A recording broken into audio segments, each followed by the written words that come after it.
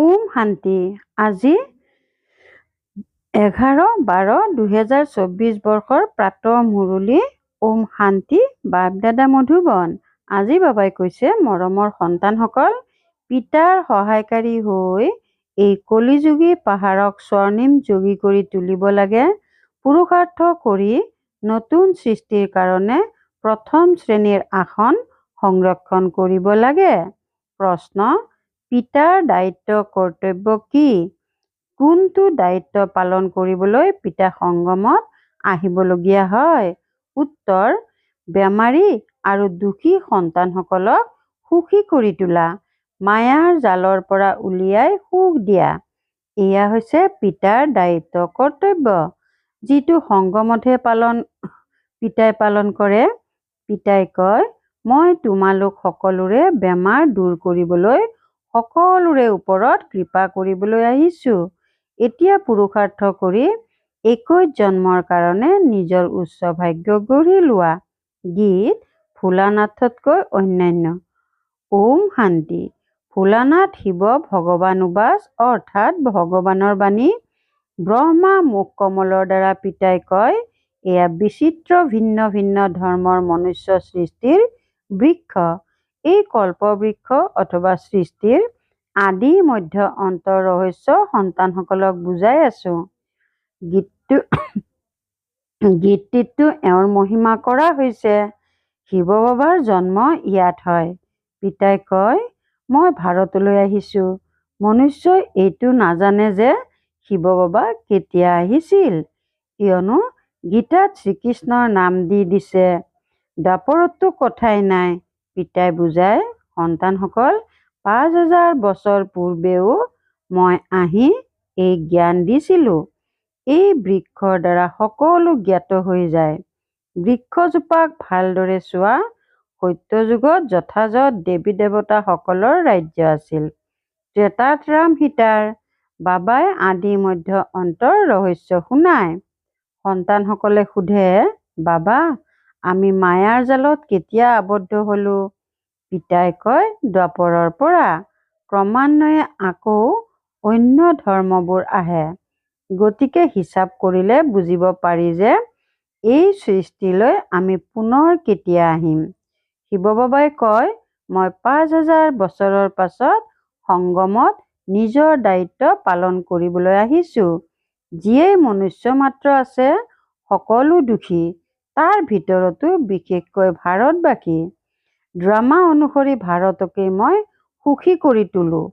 পিতাৰ কৰ্তব্য হৈছে সন্তানসকল বেমাৰত পৰিলে তেতিয়া দৰৱ পাতি দিয়া।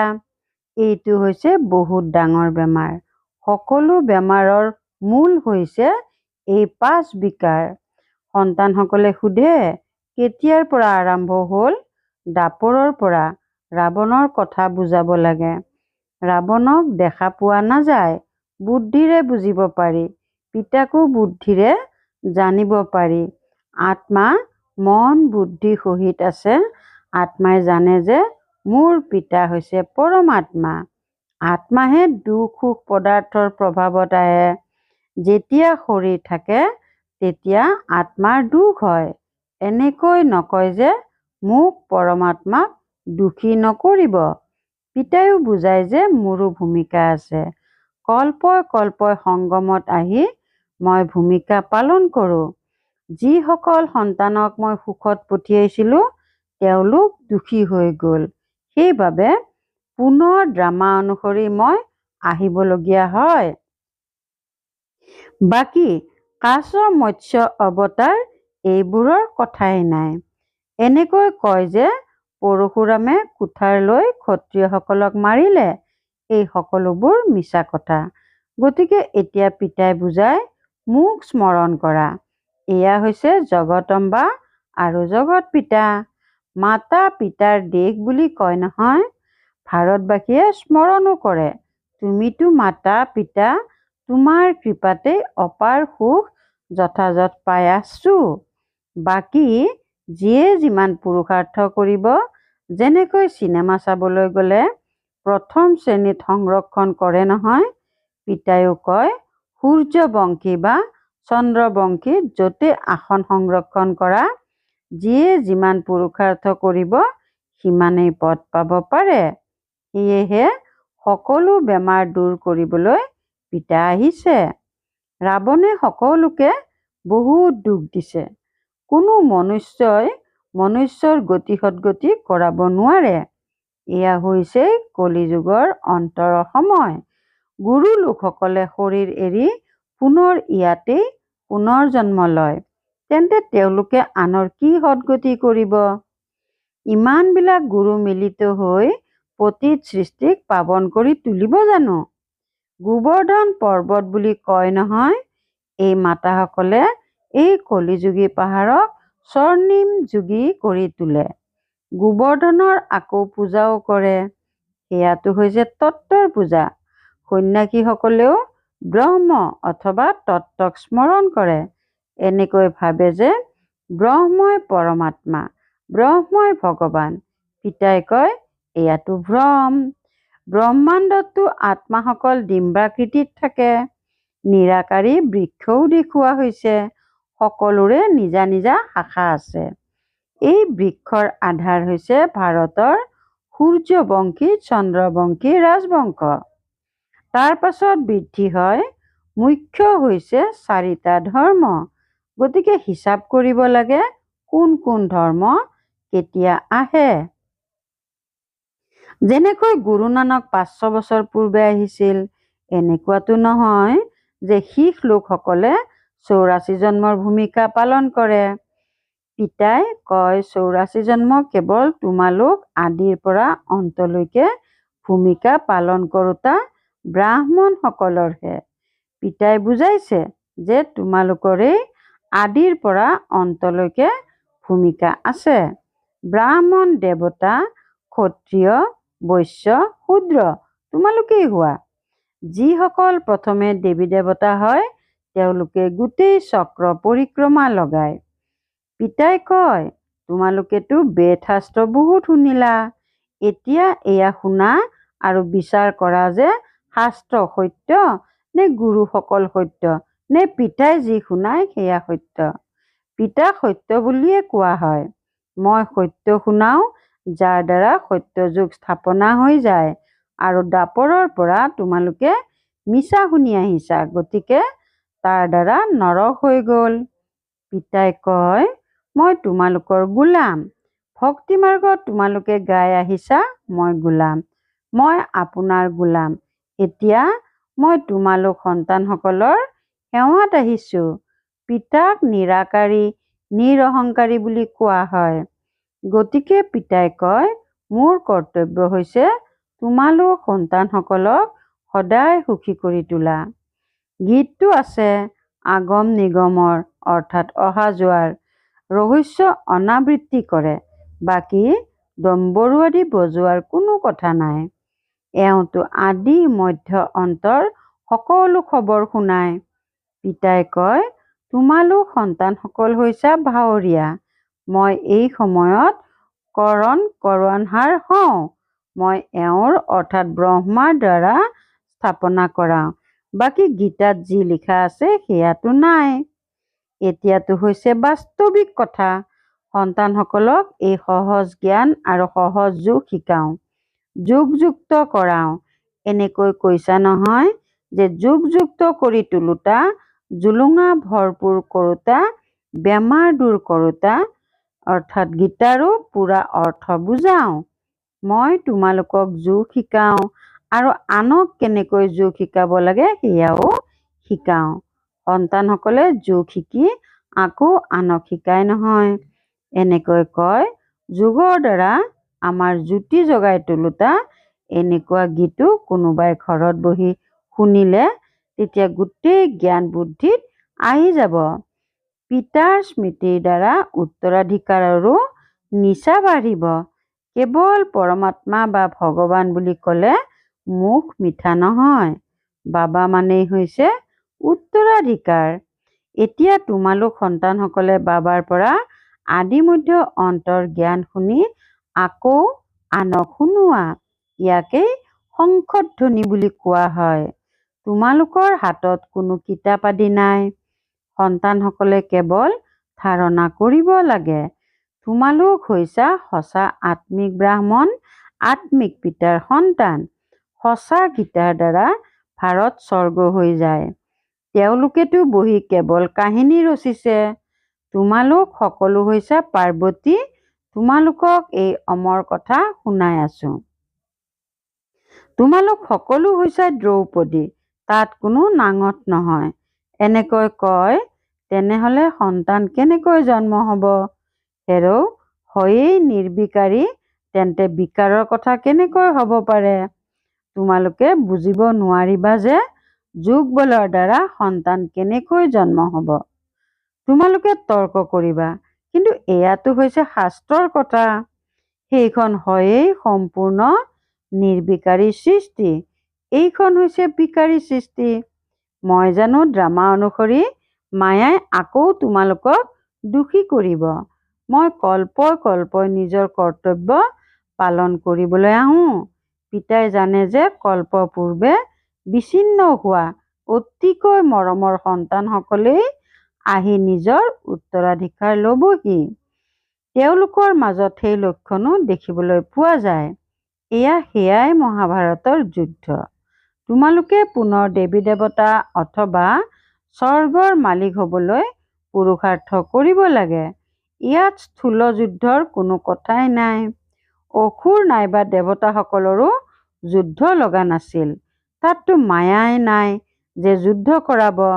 আধাকল্প কোনো যুদ্ধ, কোনো বেমাৰ, কোনো দুখ অশান্তি নাথাকে। হেৰৌ, তাততো সদায় সুখ আনন্দই আনন্দ থাকে। তাত চিকিৎসালয় নাথাকে। বাকী স্কুলত পঢ়িবতো লাগেই। এতিয়া তোমালোক প্ৰত্যেকেই ইয়াৰ পৰা উত্তৰাধিকাৰ লৈ যোৱা। মনুষ্যই পঢ়ি শুনি নিজৰ ভৰিত থিয় হৈ যায়। ইয়াৰ ওপৰত কাহিনীও আছে। কোনোবাই সুধিলে তুমি কাৰ পৰা খোৱা? তেতিয়া ক'লে মই নিজৰ ভাগ্যৰ খাওঁ। সেয়া হৈছে সদৰ ভাগ্য। তোমালোকে এতিয়া নিজৰ বেসদৰ ভাগ্য গঢ়ি তোলা। তোমালোকে এনেকুৱা ভাগ্য গঢ়ি লোৱা যে 21 জন্ম আকৌ নিজৰে ৰাজ্য ভাগ্য ভোগ কৰা। এয়া হৈছে বৃহৎ সুখৰ উত্তৰাধিকাৰ। এতিয়া তোমালোক সন্তানসকলে পাৰ্থক্য ভালদৰে জানা। ভাৰত কিমান সুখী আছিল, এতিয়া কি অৱস্থা হ'ল। যিসকলে কল্প পূৰ্বে ৰাজ্য ভাগ্য লৈছিল, তেওঁলোকে এতিয়া ল'ব। এনেকুৱাও নহয় যে যি ড্ৰামাত আছে সেয়াই পাম। তেনেহলেতো ভোকত মৰি যাবা। এই ড্ৰামাৰ ৰহস্য পুৰা বুজি ল'ব লাগে। শাস্ত্ৰত কল্পৰ আয়ুস কোনোবাই আন কিবা লিখি দিছে। অনেক মত মতান্তৰ আছে। কোনোবাই আকৌ কয় মইতো সদায় সুখী হওঁৱেই। হেৰৌ, তোমাৰ কেতিয়াও বেমাৰ নহয় নেকি? তেওঁলোকেতো কয় ৰোগ আদিটো শৰীৰৰ হয়, আত্মা নিৰ্লেপ। হেৰৌ, আঘাত লাগিলে তেতিয়া দুখ আত্মাই পায় নহয়। এয়া অতিকৈ বুজিবলগীয়া কথা। এইখন হৈছে স্কুল, এজন শিক্ষকেই পঢ়ায়। জ্ঞানো একেই, লক্ষ্য উদ্দেশ্য এটাই, নৰৰ পৰা নাৰায়ণ হোৱাৰ। যি অনুত্তীৰ্ণ হ'ব তেওঁলোকে চন্দ্ৰবংশত গুচি যাব। যেতিয়া দেৱতাসকল আছিল তেতিয়া ক্ষত্ৰিয় নাছিল।